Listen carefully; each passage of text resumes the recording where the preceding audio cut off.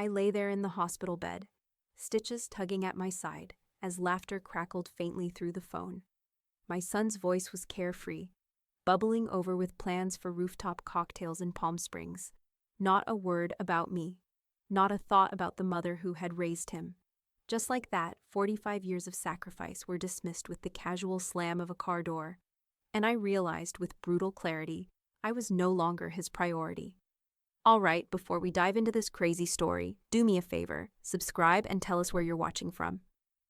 The IV beeped softly, the only thing breaking the cold hush of Margaret Hughes's hospital room. Rain tapped lightly against the window, slow and steady like the dull ache pulsing through her abdomen. She shifted in the bed, reaching carefully for her phone. Her fingers trembled, not from weakness, but from something tighter, colder, sitting behind her ribs. It vibrated just once before she answered. Ryan's voice came through too loudly, too cheerful. "Hey Mom, just wanted to check in real quick. We're about to hit the road." Margaret blinked slowly. "Road?" "Yeah, Carrie and I booked that Palm Springs thing. Got a crazy deal for the weekend. Saltwater pool, rooftop bar, all that. Figured you'd want us to unwind a little while you're resting up." She pressed the phone tighter to her ear, ignoring the sharp pull at her side. "You're leaving now?" Ryan chuckled like it was obvious. "Mom, the surgery went great. You're good, you said so yourself. We'll be back in a couple of days. Just a quick break, okay?" There was background noise. Carrie's laugh, the zip of luggage, a car door slamming shut. Margaret stared at the bland beige wall in front of her, trying to find something, anything, solid in it. "I see," she said softly. "Well, enjoy yourselves." "We will. Love you, Mom. Call if you need anything." But the call had already ended. She lowered the phone to her lap and sat still for a moment, the words folding over in her mind like a worn quilt. "Call if you need anything." The door clicked open, and a nurse with a soft voice and a pile of unread magazines stepped in. "Brought you something light to read, Margaret. Want me to adjust the bed?" "No," she said, her voice polite, controlled. "This is fine." The nurse smiled and retreated. Margaret thumbed through the magazine aimlessly, the glossy pages rustling like dry leaves. She couldn't focus on the articles. The models' smiles looked plastic. The recipes meant nothing. A photo of a vacation home in the desert flicked across a page, terracotta roof, sparkling pool, mountain view, and she closed the magazine. They left. That's what she kept circling back to. They really left. Not a single night. Not a pause. Not even a question of, what if something goes wrong? What if she needs help getting up? 45 years of being his mother, and he dropped her at a hospital room like a coat on a rack. Pain flared again in her side as she shifted, more stubborn than sharp. She winced, but it passed quickly, leaving her with something clearer than hurt: resolve. By late evening, the sky outside had turned bruised purple. The nurse brought her dinner, but she barely touched it. Her fingers moved instead to the folder she'd tucked beneath her pillow. She pulled it out gently, inside, the original house deed, her living will, and a photo of Ryan as a toddler, sunburnt and laughing on the back porch. She ran a finger along the corner of the photo and then picked up her phone again. Her hand hovered over the screen. The number was still in her favorites: Tom Reynolds, her lawyer, her oldest friend. He was the one who helped her buy the house outright when Robert passed, helped her move from nursing into retirement. The one who warned her gently that you can't always count on gratitude from the people you give the most to. Her thumb hovered over the call button. Outside her window, headlights flashed across the wet parking lot. Visitors leaving. Not hers. Margaret pressed the button. The phone rang once. "Tom," she said, as soon as he answered. "I need to talk to you about the house." She paused, then added, "About Ryan and Carrie." There was silence on the other end. Not confusion, not surprise. Just the kind of silence that said, "I've been waiting for this moment to come."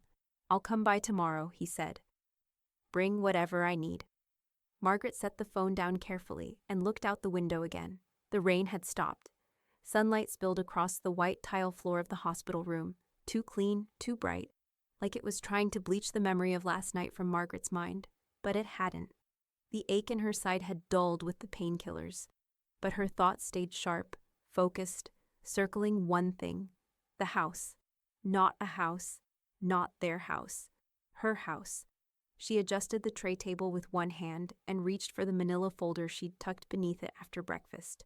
Her fingers moved slowly, deliberately, pulling out the papers she'd gone over 100 times since Robert died. The deed in her name only. The original purchase agreement.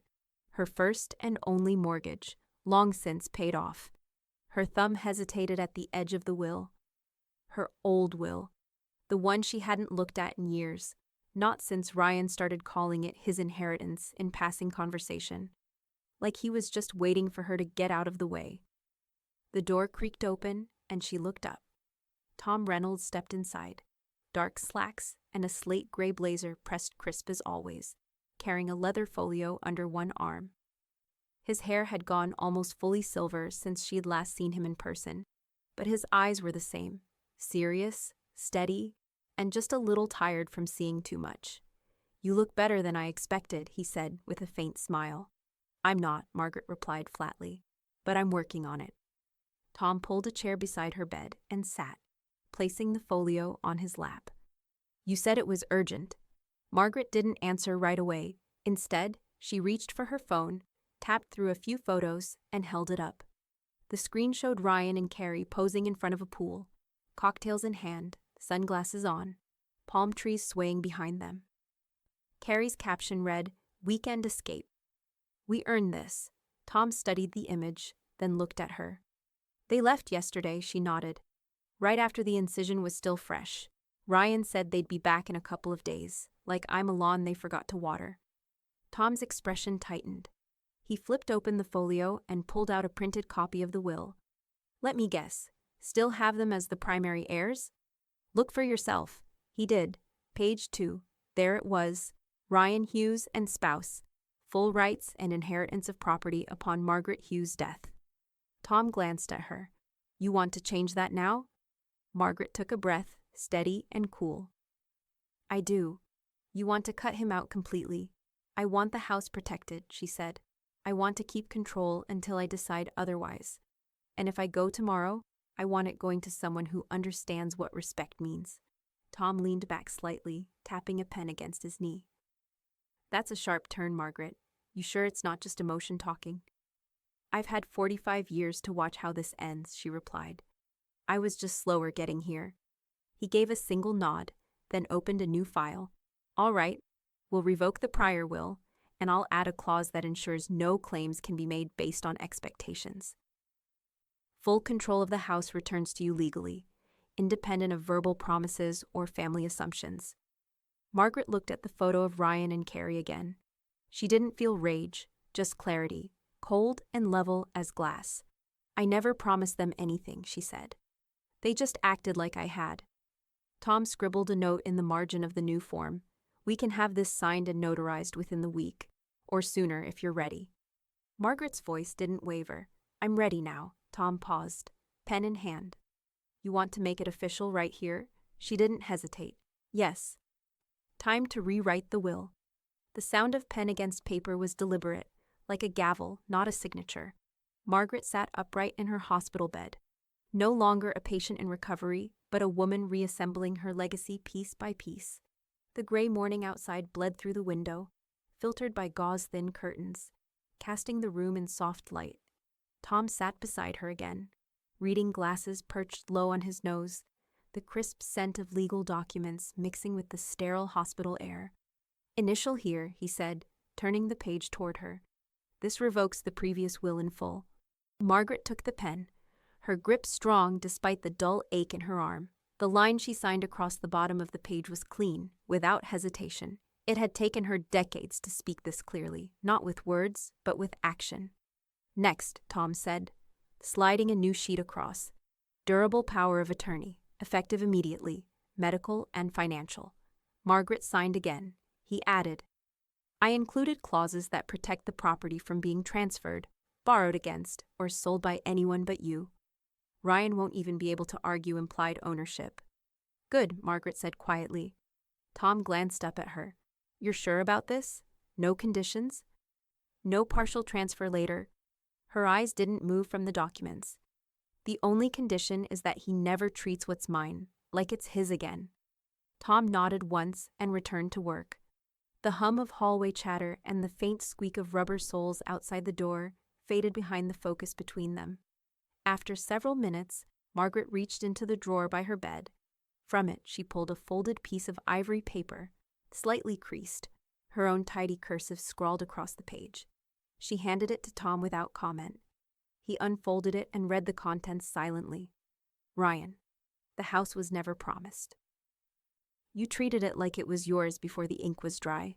Assumptions are not inheritance. Mom Tom looked up slowly. Want me to send this before or after the filings? After, she said. Let it land when it means something. He slipped the letter inside his briefcase. He's going to lose his mind. Margaret gave a small shrug. Let him. Tom leaned back in the chair, studying her face. You know, if I'd have bet on anyone I know burning everything down in a silk robe and pearls, it would have been you. I'm not burning it down, she said. I'm taking back the matches. She turned to face the window. Outside, a eucalyptus tree swayed under the breeze. Wind curled through the crack at the sill, carrying in the scent of pavement after last night's rain. Earthy, cold, fresh. I raised him to be independent, she said, more to herself than to Tom.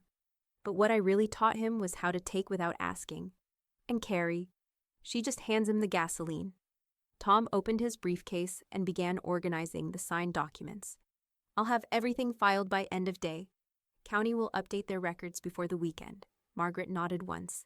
Thank you, he paused. You know, there's still time to add a backup beneficiary.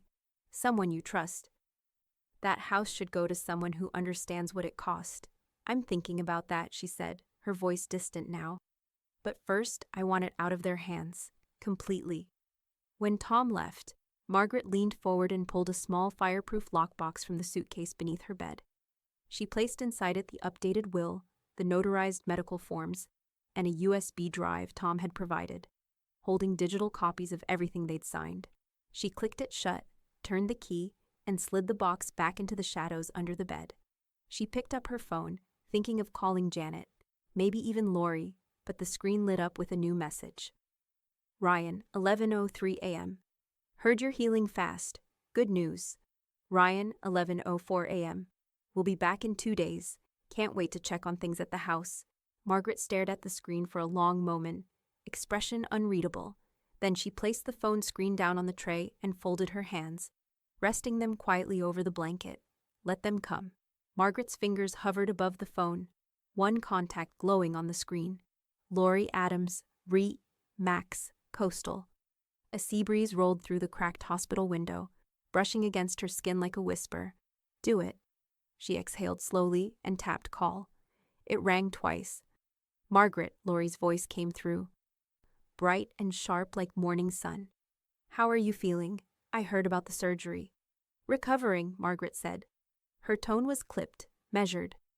I need an appraisal on my La Jolla house. Soon. Lori didn't skip a beat. Okay, is this for a refinance or? For a transfer, Margaret cut in. I need you to help me initiate the legal prep for taking back full title control. There was a beat of silence, but not confusion. Lori was too experienced for that. Does this have to do with your son? Lori asked gently, the one who kept saying the house would be his someday. It won't be. Margaret's voice didn't rise. Not anymore, Lori cleared her throat, businesslike again. I'll schedule the appraisal and inspection. I'll be honest. It might get uncomfortable, depending on what they've done to the place. You haven't been there in months, right? No, Margaret said, but I'm ready for whatever's inside. All right. I'll pull the latest property records too, just in case anything changed. Then softer. Are you sure you want to do this, Margaret? Margaret sat taller in the hospital bed, adjusting her pillows with one hand. I'm sure. It's mine. And it's time I take back control of what I built. Lori paused, long enough to respect the weight of it, then said, Okay, I'll text the timeline once it's booked. Margaret ended the call and stared at the muted TV screen. A home renovation show was playing silently. A young couple smiled as they tore down a wall in their fixer-upper, laughing as drywall crumbled. She wondered how Ryan would look when his walls came down. 2 days later, Margaret sat in her sunroom, the one overlooking the garden she'd once landscaped with her bare hands. She had been discharged just hours ago, but her mind wasn't on rest. Lori stood by the dining table, tapping through her iPad, flipping forms toward Margaret to sign. The scent of fresh lilies floated in from outside. Everything was clean, ordered, ready. They haven't changed the structure, Lori said, glancing at the inspection report. But they did knock out the pantry wall. Badly. They've put in a wet bar where your linen closet used to be. Margaret didn't blink. Of course they did. Whoever they hired didn't pull permits. The finishes are cheap. Honestly, it looks like a bad Airbnb setup. Margaret clicked her pen and signed the next page. Then let's make sure none of it stays. Lori looked at her carefully. You still want the appraisal done, even with the damage? I want the full picture, Margaret said. Top to bottom, I want the market value in writing. She leaned back as Lori passed her the summary. The appraiser had already walked the property earlier that morning, and the preliminary numbers were printed clearly in black ink. Margaret ran her hand across the page, the weight of it oddly satisfying.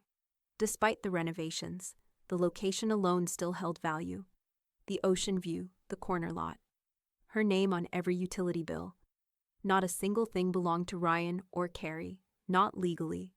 Not now. I'll prep the transfer forms and start the new title registration, Lori said. Any rush on timing? Margaret didn't answer right away. She pulled her phone from the armrest beside her and unlocked it. A new message buzzed onto the screen. Ryan, 4:57 p.m. We're almost home. Can't wait to chill for a few days. Hope you're feeling better. Margaret stared at the screen. She didn't feel better. She felt sharper. She set the phone down slowly on the appraisal folder, the message still glowing. Let them come. The house they left wasn't the house they were walking into. The front door creaked open, sunlight spilling across the hardwood floors. Margaret hadn't walked on in over a year. She paused just inside the entryway. The air different now, no longer warm and familiar, but stale, tinged with the scent of cloying air freshener and something synthetic, like someone had tried to mask over neglect with lavender-scented lies. Renee Latham, clipboard in hand and a tape measure clipped to her belt, stepped past her into the foyer. We'll start with the main level, she said. Then I'll head into the crawl space and up to the roof. Margaret gave a small nod, eyes already scanning the interior. It didn't feel like her home anymore, not really. The furniture had been rearranged. Her antique hutch, once filled with heirloom glassware, was empty, replaced by a sleek bar cart and a neon sign that read, "It's 5 o'clock somewhere." Renee glanced up from her notes. You okay? I'm fine, Margaret said, even as her heart pounded with a low, relentless thud. Let's keep going. In the kitchen, the changes were worse. Cabinet doors had been replaced with floating shelves, unevenly mounted. A modern backsplash, a mosaic of mirrored tiles, clashed loudly against the classic white cabinetry that remained. Margaret ran her hand along the edge of the counter. Did you see this? She asked, pointing to a jagged seam along the granite near the sink. It's cracking. Renee crouched beside it, examining the corner. Improper installation, cheap adhesive. I'll note it. They moved through the rest of the house, and with every room, Margaret's silence grew heavier. The downstairs bathroom had been converted into a garish half-spa, complete with a rain shower head that leaked onto the floorboards. The den had been cleared of bookshelves and converted into a yoga studio, complete with wall-length mirrors, and Carrie's pink exercise mat rolled out like a flag of ownership.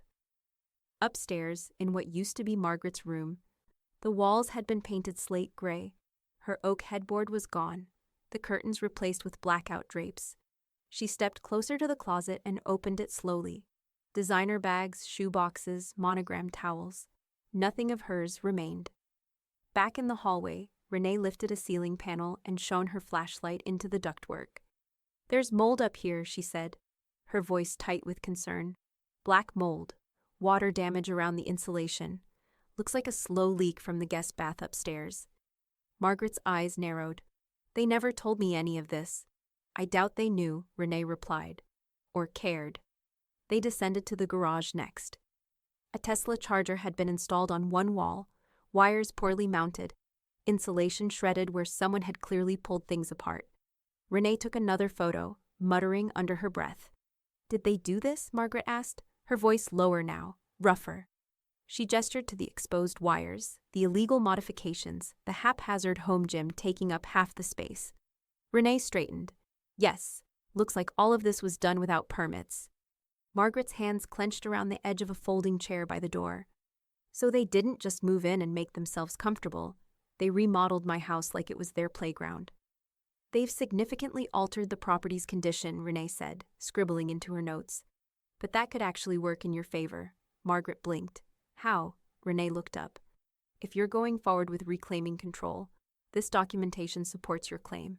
They've damaged the property, violated code, ignored maintenance. A judge would call this willful neglect, maybe even fraud. If they implied to anyone the home was theirs." Margaret exhaled, a small bitter sound leaving her throat.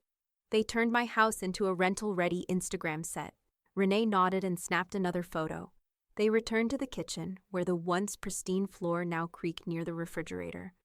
"Buckled subflooring," Renee murmured, adding it to her list. Margaret didn't speak. She just watched, arms crossed, the chill from the tiles biting up through her soles. She had expected damage, but this was worse. This wasn't wear and tear. This was entitlement made physical. Her phone buzzed in her pocket. She pulled it out, expecting another appraisal follow-up or message from Lori, but it was Tom. She answered on the second ring. "It's done," Tom said. "Eviction papers filed. Court's got the date. It's official now." Margaret didn't reply at first. Her gaze drifted toward the back window, where the view of the ocean was still untouched. Then, quietly, she said, "Good." The tires crunched against the gravel driveway, familiar and careless. Ryan Hughes pulled the BMW into the front lot with one hand on the wheel and the other holding a cold brew, sunglasses still on despite the dusky evening light. Carrie was already flipping through Instagram in the passenger seat, smiling at her own filtered reflection. Finally, she sighed. Back to civilization. Their bags thudded against the porch steps as they dragged them up, never once glancing at the dark envelope taped dead center on the front door. The notice fluttered slightly in the ocean breeze, legal font sharp and unmissable, unless, of course, you weren't looking. Inside, Margaret sat quietly in her armchair, legs crossed, a ceramic mug of lemon tea warming her fingers. The television was on but muted, casting soft light across the room. She didn't stand when the door opened. Didn't speak, just watched. Ryan pushed through first, wheeling his suitcase over the threshold. "Smells like she lit one of those weird candles again," he mumbled, dropping his keys into the ceramic dish by the door. Her dish. Carrie didn't even look up. "I need a shower. I'm covered in salt and regret." They both headed straight for the guest wing, walking right past Margaret without a word. She sipped her tea, slow and deliberate. Not a muscle moved. 3 seconds later, Ryan's voice echoed down the hallway. "What the hell is this?" Carrie appeared beside him, holding a white envelope with her manicured fingers. The red stamped notice trembling slightly as she scanned it. "Ryan," she snapped, her tone shrill. "This says eviction. What is this?" Ryan turned toward the living room, his jaw tightening. "Mom," he called out. "What's going on? What is this?" Margaret finally looked up, her face calm, unreadable. "It's what it looks like. Looks like you're evicting us." "I am." Carrie stepped forward, eyes wide. "Are you serious? You're evicting your own son?" Margaret placed her mug on the side table and stood slowly. "This house isn't yours. It never was." Ryan stared at her, eyes darting between the notice and his mother's expression. "You can't be serious. You're recovering from surgery. You shouldn't be making—" "I was serious enough to have it filed with the court," she said, her voice low, steady, "while you were sipping cocktails and pretending this place belonged to you." "This is insane," Carrie barked. "You said we could use the house while you were in recovery." "No," Margaret corrected. "You told yourselves that. I never agreed to anything." Carrie laughed, sharp and ugly. "You think some piece of paper is going to make us leave?" "No," Margaret replied. "The sheriff will, if you're still here by the deadline." Ryan's face darkened, voice dropping. "Why now? Why are you doing this?" Margaret stepped forward, closing the distance with the slow certainty of someone who no longer feared losing peace. Because while I was in a hospital bed with staples in my side, you were drinking martinis in someone else's pool, calling this your vacation home. That told me everything I needed to know. Carrie folded her arms. You're just mad. You'll calm down and… This isn't a mood, Margaret cut in. It's a decision. Ryan crumpled the notice in his hand. We helped take care of this place, Mom. You said we were next in line. You said… I said nothing. And you never asked. There was a beat of silence. Then Carrie turned, flinging her purse across the arm of the couch. You always treated him like a kid. No wonder he thinks you owe him. Margaret let her words land and stay there. Ryan looked like he wanted to yell, wanted to plead, wanted to undo something that had already happened. You can't do this to us, Mom, he shouted, his voice cracking between panic and disbelief. Margaret stepped past him, picking up the eviction notice from the floor and smoothing it flat. She looked him squarely in the eye, and a cold smile flickered at the corners of her lips. I just did. Carrie slammed the bedroom door so hard a picture frame fell off the hallway wall. The crash echoed through the house like a challenge, but Margaret didn't flinch. She stood in the kitchen, calmly stirring sugar into her tea, the spoon clinking gently against the porcelain. In the guest room, Ryan paced back and forth, phone pressed to his ear. His voice, muffled by walls, still carried just enough to hear. Yes, Brad. Her name is Margaret Hughes.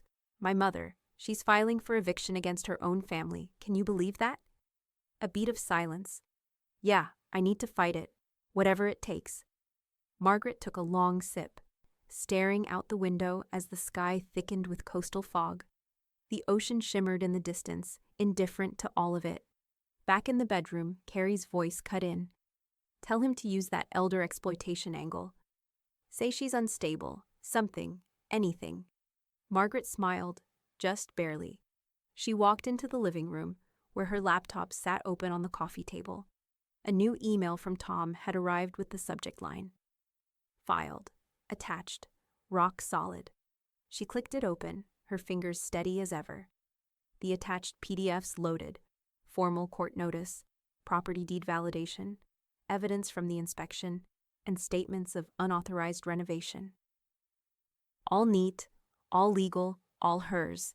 She exhaled through her nose, slow and satisfied. Her phone buzzed. Another email, this time from an unknown address. She opened it. To whom it may concern, our client, Mr. Ryan Hughes, contends that the recent eviction notice filed by Ms. Margaret Hughes was executed under undue pressure and impaired judgment, following a medical procedure. We request a temporary injunction on the eviction process, while this claim is assessed. Margaret read the email twice, then let it drop back to the table like garbage. She picked up her phone and called Tom. I assume you've seen the email, she said. Just came through, Tom replied, voice tight with annoyance. They're trying the elder abuse angle. Cute. They're playing dirty. They're playing desperate, he corrected. I already preemptively filed medical clearance records from the hospital, dated and signed by your attending physician. The judge won't buy it. Margaret sat back in the armchair, her spine straight, one foot crossed over the other. Prepare for the next round. You sure? Tom, I raised that boy. He never learned to back down when he's wrong, only when he's cornered. There was a pause. I'll respond and prep the next filing, Tom said. We're still on solid ground. They thought they could win this, Margaret muttered, almost to herself. Thought they could twist it into sympathy. But this isn't a negotiation. It's a boundary. From the other side of the house, Ryan's voice boomed. She doesn't even need the house. She lives alone. What's she going to do with all that space? It's wasted on her. Margaret didn't react, just picked up her cup and stood, walking out onto the patio as the breeze curled past her. The scent of sea salt and rosemary drifted in through the slats of the garden fence. She looked out over her backyard, her patio furniture, her roses, her pavers still lined with chalk from neighborhood kids she let play out back.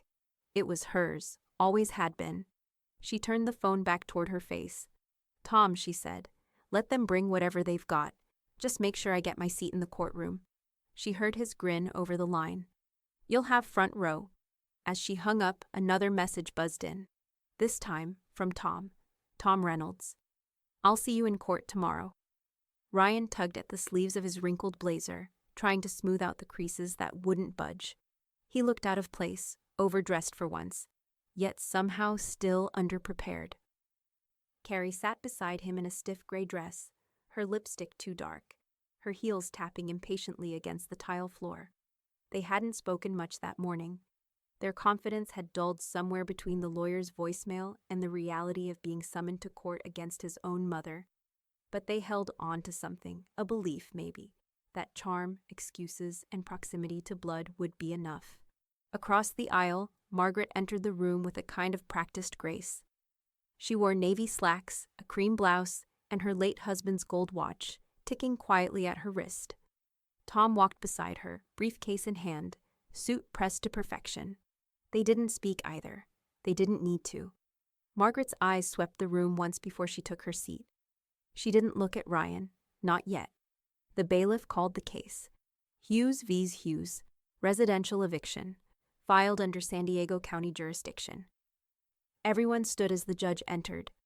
An older man with sharp features and the calm voice of someone used to untangling messes far worse than family drama. Ryan's attorney, a polished man named Brent, rose first. Your Honor, we contest the legitimacy of this eviction. Our clients, Mr. and Mrs. Hughes, were residing in the La Jolla property with familial consent. The property has long been discussed as part of an informal inheritance arrangement. We believe this eviction is both retaliatory and emotionally driven. The judge's eyes barely flicked toward Margaret.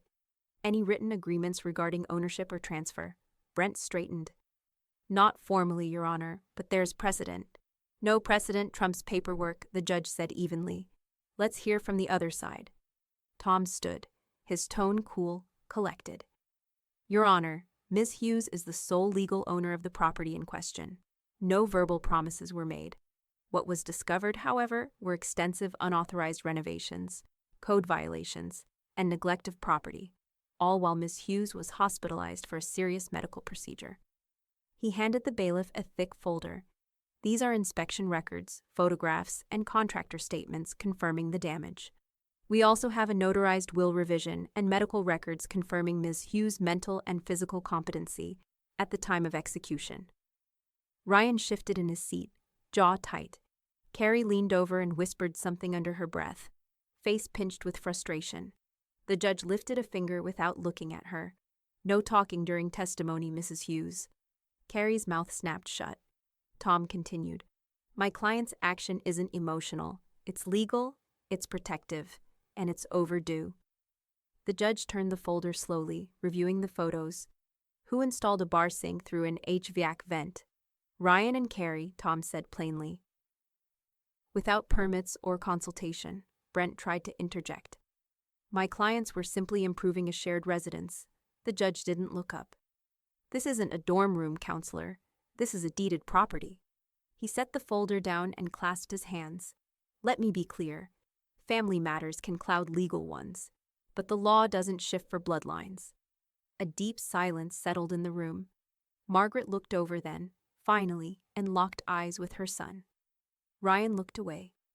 Is there anything else I should know? The judge asked. Carrie stood suddenly. Yes, actually. She wants to kick us out. She's bitter. That's all this is. The judge's gaze lifted slowly. Mrs. Hughes, sit down. This isn't a soap opera. She hesitated, then dropped into her chair like a petulant teenager. The judge leaned back and exhaled. I'll need time to review the full documentation. The inspection report alone raises serious issues, but I won't rule without examining everything. He reached for the folder again. You'll hear from me within the week. Margaret didn't react. She simply stood with Tom and collected her bag. But Ryan? He finally looked up, at the judge, at the papers, at his mother walking calmly out the door. And for the first time, it looked like he understood what was coming. The headline hit the La Jolla Weekly before Margaret even finished her morning coffee. Estranged mother evicts son. Neighbors question her mental state. The photo beneath it was grainy, taken from the street, and showed Margaret walking to her mailbox, alone, arms folded. Expression unreadable. The article was worse.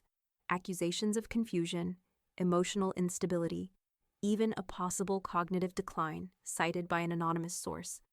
Margaret didn't need a byline to know exactly who had fed the story: Carrie. The words practically dripped with her venom.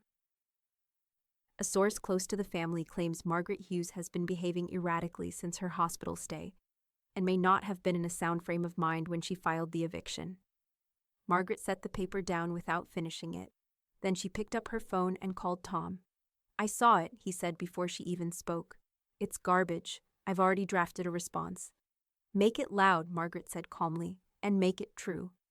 By noon, Tom's rebuttal was printed in the same paper under the headline, "Court records show Margaret Hughes, legally competent, cleared by physician before property transfer." It included a scanned medical letter, signed and dated, confirming her cognitive clarity during and after her hospital stay. It also referenced public court filings, showing the eviction had followed due process and was legally binding. Tom's quote was simple and direct. Miss Hughes made her decisions with clarity, control, and courage. Let the paperwork speak louder than gossip. It worked. The very next day, the tone began to shift. One neighbor, Mrs. Ellen Draper, whose family had lived on the same street for 20 years, posted a comment beneath the article. "Margaret's always been sharper than half the men in City Hall. I'd trust her word over a headline." By evening, others had joined in. Online forums buzzed. Someone even reposted an old article from 2009, Margaret smiling in a nurse's uniform, holding a certificate for community service. The court of public opinion had started to pivot. Meanwhile, Ryan was unraveling. Margaret's phone lit up just after sunset with a new message. It was from him. "Ryan, 6:42 p.m. I'm sorry, I didn't know she'd go to the press. This is getting out of hand. Can we talk, please? Ryan, 6:43 p.m. I just want to come home and make this right. I'll handle it better this time." Margaret stared at the screen for a long time. The phone vibrated in her palm again. "Ryan, 6:45 p.m. You win. I'm saying it. You were right. Just help me figure this out." She typed slowly, each word precise. "Margaret, 6:47 p.m. The only way you come back is by respecting the rules you've broken. No shortcuts, no exceptions." She sent it. Then muted the thread. The wind outside picked up, pushing against the patio door, but the house felt steady. Grounded. Hers. The next morning, the La Jolla Sentinel ran a new headline: "Family Feud, Inheritance and Boundaries Tested in Landmark Eviction Case." Unlike the first article, this one was balanced. It quoted legal experts. It outlined the court documents. It showed a timeline. And for the first time, it painted Margaret not as a bitter old woman, but as someone who drew a line and meant it. The local bakery left a card at her doorstep. The mailman gave her a nod and said, "Good for you." Even the woman walking her dog across the street said, "Took guts. I admire that." Margaret didn't bask in it, but she didn't shrink from it either. She let the world catch up to what she'd known for weeks now. She wasn't the fragile one in the story. Across town, Ryan's phone buzzed, just once, but the number was unrecognizable. He opened the email, then sat up straighter. Subject: Notice of Default. Third warning from First Pacific Bank balance. Due 18/142. 7 odd. Immediate action required attached was a formal document, stamped and signed. It wasn't about the house. It was about his name, his debts, his consequences. Carrie walked into the room, towel in her hair, sipping green juice. "What's wrong now?" Ryan didn't answer. He just stared at the screen, face pale, and for once, he didn't know how to spin it. The envelope was thin, but the words inside cut deep. Final notice, past due, immediate action required. Ryan stared at the letter, barely hearing Carrie pacing behind him in their overpriced rental apartment. The blinds were half closed, sunlight slicing across the floor in bars. His voice came out hollow. "They froze my line of credit." Carrie stopped mid-step. "What?" "They closed the card. I thought I moved the balance. I didn't." She blinked at him. "You said everything was handled." "I said I was handling it." Carrie turned away, crossing her arms as if folding herself into armor. "You didn't tell me we were this far behind. I didn't want to worry you." He almost sounded like he believed it. Their lies, once so effortless, had become their only language. Carrie grabbed her phone and stormed into the bedroom. Her tone shifted as soon as the call connected. "Hi, Margaret, it's Carrie." A pause. "Look, I know things have been tense, but I thought maybe we could talk, just woman to woman." In her sunlit living room across town, Margaret paused in her reading. She didn't even have to ask why Carrie was calling. The tone was too sweet, too smooth. Like syrup trying to cover vinegar, Carrie's voice continued, tinny through the phone speaker. "Ryan's been under a lot of stress lately, and I know you didn't mean for things to go this far. Maybe we can revisit the will? Or maybe even just some short-term help? We're trying to stay afloat." Margaret let a long silence stretch before answering. "Respect is earned," she said quietly, "not bought." Carrie didn't reply right away, then curt, "You're making a mistake." "No," Margaret said. "I made one by waiting this long." She hung up without saying goodbye. A week later, another envelope arrived. The apartment manager slipped it under their door with a polite knock, but there was no mistaking the heavy tension inside. Ryan opened it, his fingers shaking.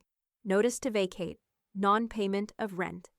He sat down on the edge of the couch, staring at the wall like it might crack open with a solution. Carrie didn't even speak. She walked over to the coat rack, grabbed the keys to the Range Rover, and stood there a moment before saying, "I'll get it listed today. Should at least cover next month." He didn't argue. Margaret watched it all from afar. Not out of cruelty, but out of clarity. She'd stopped doubting herself weeks ago. Stopped wondering if maybe she'd been too harsh. The truth was, Ryan and Carrie hadn't just assumed ownership. They'd rewritten history, claimed things that were never theirs, lied until they believed it. And now, the lies were unraveling. That afternoon, Ryan showed up.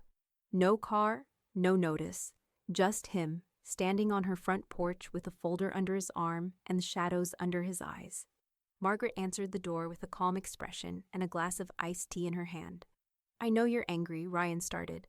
"I've been thinking about everything, really thinking, and I need to fix this.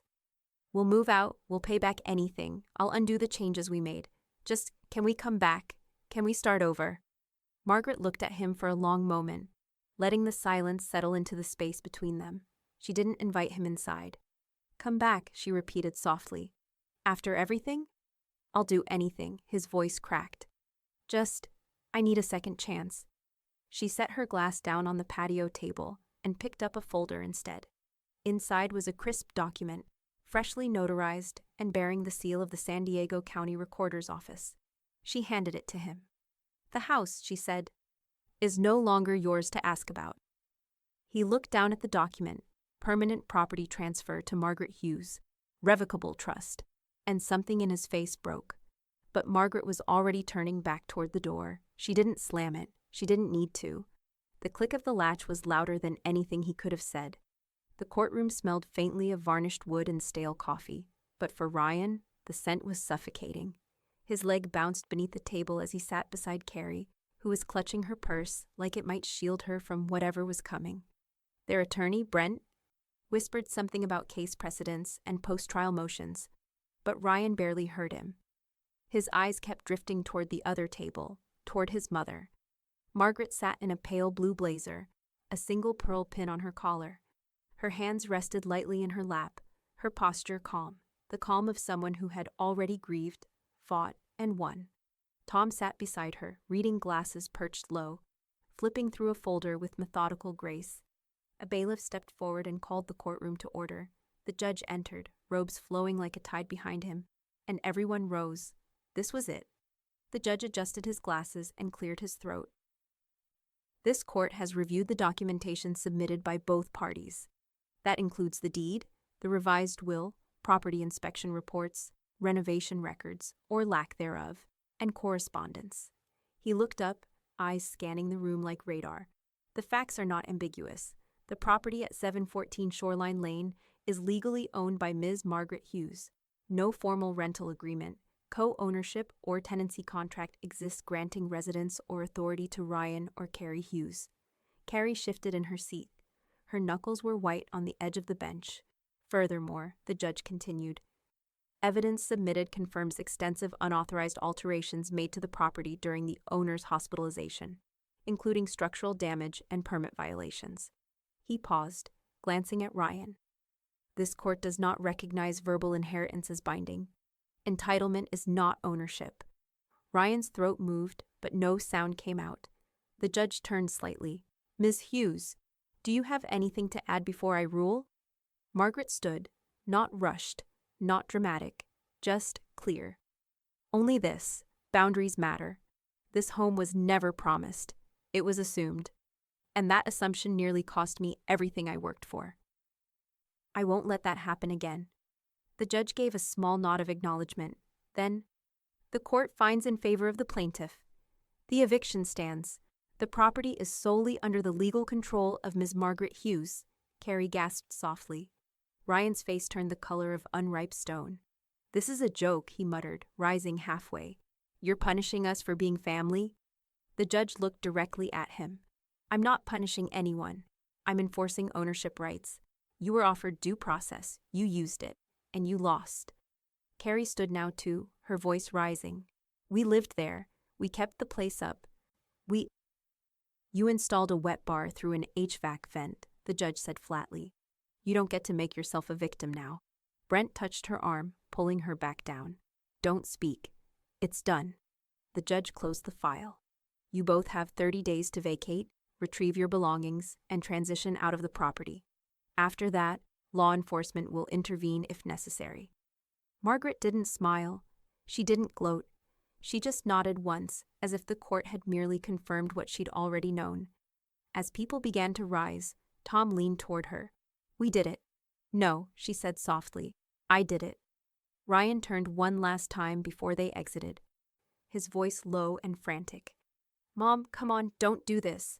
We're your family. Margaret stopped mid-step and turned, her voice as even as it had been the entire time. You were my family when you treated the house like a home, not when you treated it like a prize. He had no answer. Tom held the door for her, and as they stepped into the corridor, the late morning light spilled through the windows like a quiet victory. Inside the courtroom, Ryan sat back down, his hands running through his hair. Carrie refused to look at him. The clerk called the next case, but none of it mattered. Because the judge's voice still echoed in their minds. You both have 30 days. The sun beat down hard that afternoon, but the chill between Ryan and Carrie could have frozen the windows. Sweat gathered at Ryan's brow as he dragged the last of Carrie's wardrobe out to the driveway. Hangers still clinking against each other, shoes tumbling to the bottom of a half-zipped duffel. Inside the house, the walls echoed with the emptiness of rushed packing. Cabinet doors slammed. Taped-up boxes scraped across hardwood. One of them dropped a glass. No one apologized. They had 30 days, but they'd waited until day 29. Carrie stood in the foyer, arms crossed, face flushed. Not from heat, but humiliation. This is what she wanted, she snapped. Us gone, stripped, paraded out like squatters. Ryan didn't answer. He just stared at the eviction order pinned to the fridge. The judge's signature at the bottom mocked him in quiet ink. The door creaked open behind them. Margaret stepped out onto the porch, arms folded across her chest, a wide-brimmed sun hat shielding her face. She said nothing, didn't ask if they needed help. She didn't have to. Carrie rolled her eyes and kept packing. You could at least pretend to be sad about this. Margaret tilted her head slightly, her voice calm. Why would I pretend? Ryan muttered something too low to hear and pushed past her toward the car. Neighbors stood across the street, trying not to gawk. Mr. Teller from next door gave Margaret a small wave and mouthed, Good for you. Mrs. Draper walked by with her terrier, pausing just long enough to say, It's about time that place felt like yours again. Margaret didn't reply. She nodded once and turned back to her garden, trimming the rose bush by the front walk. The shears clicked in rhythm as Carrie stomped around behind her, cursing under her breath. You think this is peace? Carrie hissed, stepping onto the porch one last time. You think throwing your family out of their home makes you noble? Margaret paused mid-snip, looked up slowly. No, she said. But it makes me free. Carrie scoffed, storming back to the car. The engine sputtered, then started, the sound clashing with the quiet calm of the cul-de-sac. The last box was wedged into the trunk. The car pulled out with a groan. tires squealing slightly at the turn. Ryan didn't even glance back. Margaret stood still on the porch, a breeze catching the hem of her linen blouse. She watched the road long after they disappeared, as if waiting for the dust to settle before breathing deep. Inside, the silence was warm and echoing, not empty but spacious. A house exhaled. Tom arrived an hour later, parking at the curb with a bottle of sparkling cider in hand. "Thought we'd toast to the official turnover," he said, stepping into the foyer. "No more courtrooms, no more standoffs. You did it." Margaret smiled and accepted the glass. "We did it. But mostly, I got out of my own way." They clinked glasses. The fizz popped gently in her ears, the sweetness bright on her tongue. "You going to keep it?" Tom asked. "The house?" Margaret looked around. Sunlight slanted through the living room windows, catching dust motes and golden beams. Her roses swayed gently just beyond the glass. "For now," she said, "but this time, on my terms." Tom nodded, setting his glass down on the credenza by the stairs. "Feels lighter in here already." "It is." The doorbell chimed. Margaret walked over, expecting a neighbor or maybe a delivery. No one was there, just her phone lighting up in her hand. Ryan, 2:07 p.m. "This isn't over." She stared at the screen, her expression unreadable. She didn't text back. But her fingers hovered over the delete button and paused. The envelope was thicker than usual, with the clean blue seal of First Pacific Bank in the corner. Margaret sliced it open with her garden shears, her hand steady, her heart still. A breeze rustled through the eucalyptus trees lining the driveway, and the sun cast a golden gleam across the front steps where she'd once watched her son load boxes in a silent fury. She unfolded the letter. Notice of account closure subject. Mortgage loan satisfaction. Final payment confirmed. Dear Ms. Margaret Hughes, we are pleased to confirm that your loan obligation has been fulfilled in full. Title is clear, no further balance remains. She stared at the sentence, letting it settle like warm cement in her chest. The house was officially, indisputably, entirely hers. No liens, no technicalities, not even a penny left. She folded the letter and slid it into the drawer beneath the porch bench, next to the original deed. There was something sacred about keeping both together, start to finish, a closed circle. Across town, Ryan was unraveling in real time. His bank app kept crashing. His phone bill had been flagged for late payment. And now, Carrie was texting him screenshots of bounced rent checks and passive-aggressive notes from their landlord. Carrie, 11:12 a.m. You said you handled it. Carrie, 11:14 a.m. If we get kicked out of this place too, I swear to God, he didn't respond. He couldn't. He was sitting in a borrowed car outside a payday loan office, wondering how it had come to this. He had no savings, a maxed-out credit card, and no job leads that didn't involve wearing a name tag. Back at the house, Margaret finished wrapping a small package in brown paper. Inside, an invoice. A detailed breakdown of every repair she'd had to make after the unauthorized renovations. The HVAC fix, the mold remediation, the plumbing overhaul in the guest bath. The total, $18,143.91. On the outside of the package, she wrote, To Carrie Hughes, for services unrendered and damage unacknowledged. She didn't expect payment. That wasn't the point. She dropped it at the post office with the same serenity she used to deliver birthday cards. 4 days later, a voicemail landed on her machine. Ms. Hughes, this is Paula Strickland, attorney representing Mrs. Carrie Hughes. I'm calling to dispute the recent demand letter. My client has no legal obligation to pay these charges. And click. Margaret stopped the message halfway through. She didn't need to hear it. She had no plans to follow up. She wasn't waiting on repayment. She'd already gotten something better, distance. And for once, they were the ones scrambling to reach her. That evening, Margaret sat on the porch in her favorite cane-backed chair. A glass of iced tea rested on the armrest, condensation dripping slowly down its sides. The street was quiet except for the rustle of palm leaves and the occasional bark of a neighbor's dog. Across the way, Mr. Teller was mowing his lawn. He waved. She lifted her glass in return. In the distance, wind chimes rang softly, brushing the air like a lullaby. The garden she once feared she'd never get back was now fully blooming. Sunflowers, coral bells, wild lavender curling along the fence line.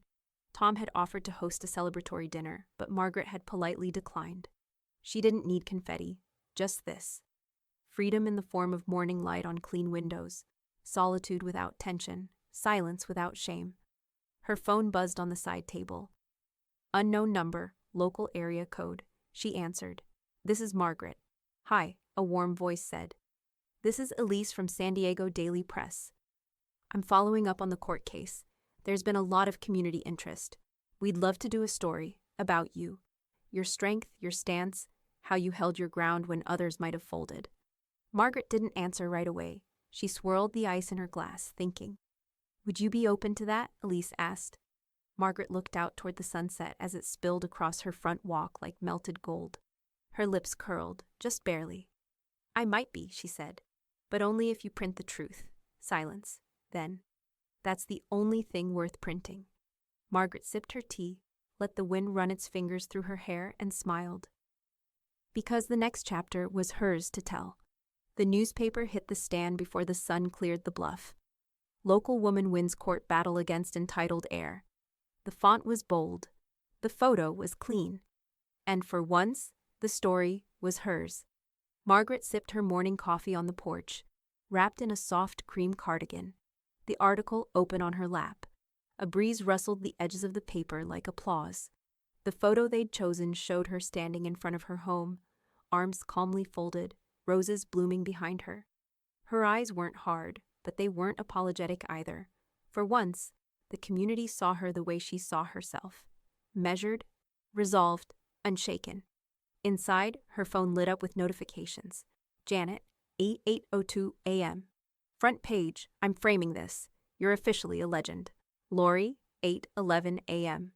They even used the quote, "Inheritance is not entitlement." Gutsy, "Proud of you." Tom, 8:23 a.m. They asked for a war. You gave them a statement. Standing ovation, Margaret. She smiled and tucked the phone under her palm. It didn't take long for the ripple to turn into a wave. That afternoon, 3 separate neighbors stopped by. Ellen Draper brought a lemon loaf and hugged Margaret like they were lifelong sisters. Mr. Polka. Teller offered to repaint the side gate as a celebration favor. A teenage girl from down the street, Madison maybe, knocked just to say, "My mom says you're the baddest woman in La Jolla." Margaret chuckled and offered her a ginger cookie. Later that week, the local Rotary Club reached out to invite her to speak at a luncheon. "You represent something we don't see enough of anymore," the organizer had said. "A woman who knows her boundaries and holds them." Margaret turned down the speech, but sent a donation in Robert's name instead. Meanwhile, Ryan had all but disappeared. The article didn't mention him by full name, but the implication was obvious, and the court documents were public. He stopped responding to texts. A former college friend posted a photo of him online, looking unshaven, ducking into a liquor store. Carrie, predictably, had retreated to her mother's condo in Orange County. An anonymous source, Margaret knew exactly who, tried to send a counter-story to the local blog, framing her as vindictive and cold. But it didn't catch traction. The truth had arrived first, and it rang louder. Margaret didn't gloat. That wasn't the point. But every time she passed by the stack of newspapers still on her kitchen island, she felt it, closure curling at the edge of every page. One afternoon, she stood in the living room, surrounded by clean walls and silence. The water damage was gone, the floors had been redone, the HVAC finally hummed with peace. The yoga mat was gone, the ridiculous bar sink, ripped out and replaced with real shelves. She didn't blast music or throw a party. She simply lit a vanilla candle, poured herself a glass of wine, and stood barefoot in the center of the room, breathing in a home that felt like hers again. Not just in deed, but in spirit. Margaret had never been one for grand victories, but this one, this quiet triumph, it lingered sweet on her tongue. A knock at the door. It was the same reporter who'd written the article, Elise, the one with the blue notebook and nervous smile. She held a small voice recorder and a curious glint in her eyes. "I know the article ran already," Elise said, "but we had such a response. Comments, letters, even emails from out of state. People want to know what comes next. Would you mind one more question?" Margaret stepped onto the porch, leaned against the rail, and nodded. Ask. Elise flipped to a fresh page in her notebook. After everything, after the court, the press, the family tension, how does this chapter end for you, Margaret? Margaret didn't answer right away. She looked out across the street. Kids were riding scooters on the sidewalk. Mr. Teller waved again, this time with paint flecks on his gloves. The sky was starting to blush with sunset. She swirled the last of her wine in the glass, her voice soft but certain. However I choose to write it. Elise smiled, pencil scribbling fast. But before she could say anything else, Margaret's phone buzzed in her pocket. She pulled it out slowly. Unknown number. One new voicemail. She didn't listen. Not yet. She just looked at it. Because even now, some endings come knocking. Margaret's bare feet whispered across the warm hardwood floors. The morning sun pouring in through spotless windows. The scent of fresh-cut lavender from the garden drifted in through the screen door, mingling with the citrus polish she'd used on the dining room table that morning. Her hands grazed the smooth surface, tracing a groove in the oak, one she remembered sanding down herself, long before Ryan had called it dated and tried to replace it with something cold and modern. The house wasn't just quiet. It was still, and stillness, she'd come to realize, was different from silence. Silence could be forced. Stillness was earned. She stepped into the kitchen, where the kettle was beginning to whistle. Outside, a pair of cardinals hopped across the porch railing. Her garden, rebuilt, reseeded, replanted, was beginning to bloom again, just in time for fall. Tomato vines stretched in clean rows. Her roses had taken root again after the neglect. Even the hydrangeas had come back, defiantly soft. A soft knock echoed at the front door. It was Lori, in high-waisted jeans and tortoiseshell sunglasses, a clipboard tucked under her arm. Margaret opened the door wide. "You're early. You're ahead of schedule," Lori grinned. "I just came to check on how everything wrapped up." Final inspection for my own peace of mind, Margaret stepped aside, gesturing her in. "See for yourself." Lori walked through slowly, eyes scanning the trim. The restored lighting fixtures, the refinished banister. "It's perfect," she said, her voice tinged with something almost like awe. "It looks exactly like it was meant to, like no one else ever got their hands on it." They didn't keep it, that's the difference. Margaret led her through the hallway where family photos now hung in measured frames. Robert, a younger Ryan, pre-arrogance, and Margaret herself from nursing days, smiling, tired, proud. "You ever think about selling it now?" Lori asked, leaning against the doorway. Margaret poured them both tea. "No, I didn't fight for this house just to let it go." They drank in the sunroom. Feet up, doors open.